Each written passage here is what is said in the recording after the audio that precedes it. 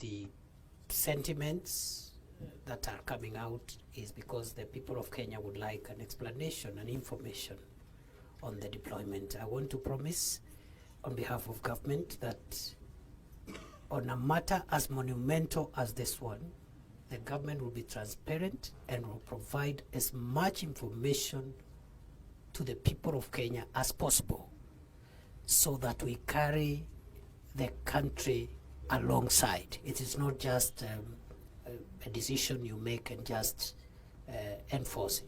So I agree fully. Now, the Honorable Kaluma asked about the relations between Haiti and the US and made the comments he made and asked why the US was the sponsor of the resolution that was adopted. But from where we sit, you know, we don't control the UN procedures. And for us, what mattered, because it was a condition, when the request was made, we put a condition that we cannot allow deployment as Kenya unless it has legal backing of the United Nations Security Council. So we could not control who brings the resolution, but we were careful to get approval. Members and the country may want to know that out of the 15 members of the National UN Security Council, none of them opposed. There were only 2 members that abstained, Russia and China. And even the abstentions were not opposed to the deployment or the leadership of Kenya in the mission. They just required, their delegations were requiring more details, which have since been provided. And members may want to know that as we speak, even the 2 members of the UN Security Council that abstained from taking the vote are supporting the mission in terms of resources and so forth. The other question was on which countries. The process is ongoing. As I said, it's still at the preliminary stage, but the countries that have offered to provide troops include Burundi, Senegal, Mauritius, Chad, Paraguay, Cuba, and Grenada as we speak. But the diplomatic engagements are ongoing. But from that corner, and Chile, sorry, I forgot, Chile from CARICOM countries. In fact, the entire membership of the regional intergovernmental organization to which Haiti belongs is called CARICOM. The entire membership of CARICOM countries is in support of this mission, the neighbors of Haiti. But in terms of countries which have offered to give troops, Chile, Paraguay, Cuba, and Grenada have offered to provide troops, to give it a regional support. But the entire... To give troops or police? Those are sentiments. You know, this is a deployment, and therefore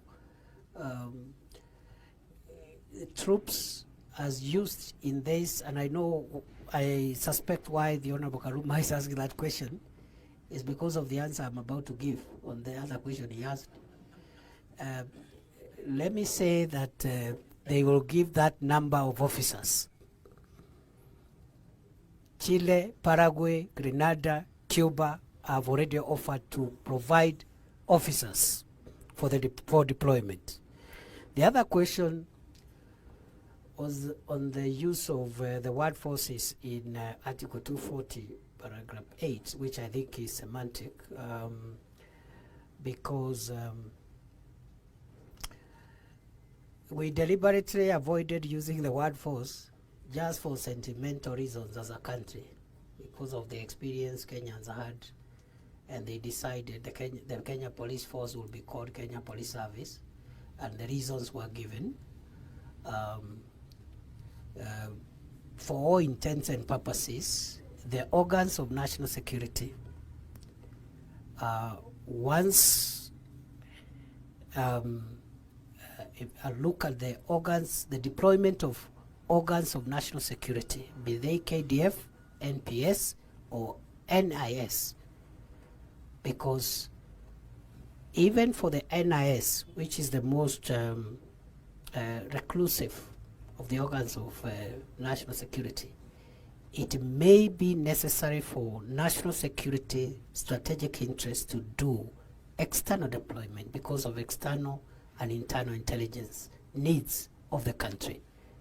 So our interpretation is that the word forces there is not limited to the Kenya Defence Forces. If that was the intention, the drafters of Article 240 would have said so.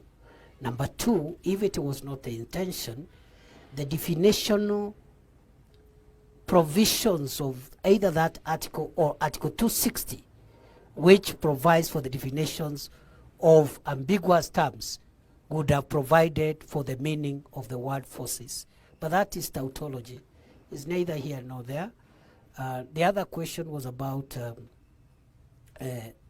court, whether there is a court order.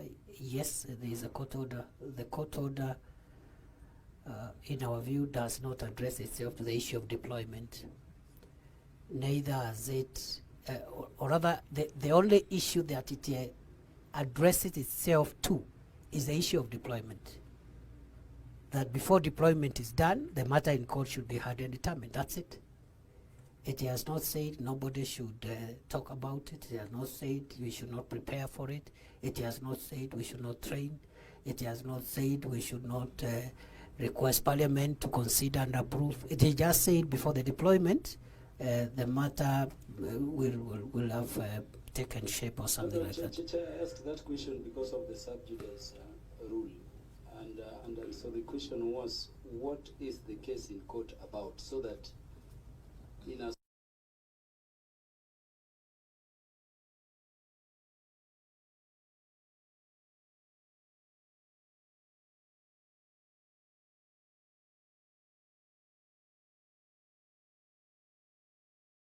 said before deployment, the matter in court should have been canvassed. That's it.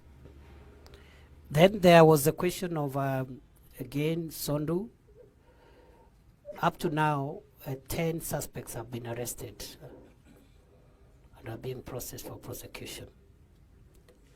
On the question of temporary emergency, reference was made on temporary emergency. I think, again, those are terms that can be interpreted either way, because the current situation of Haiti is a situation in its current shape, which began in 2021 when the president was assassinated and the prime minister who had just been appointed had not even started discharging his functions. So right now it's a temporary emergency because at the moment as we speak,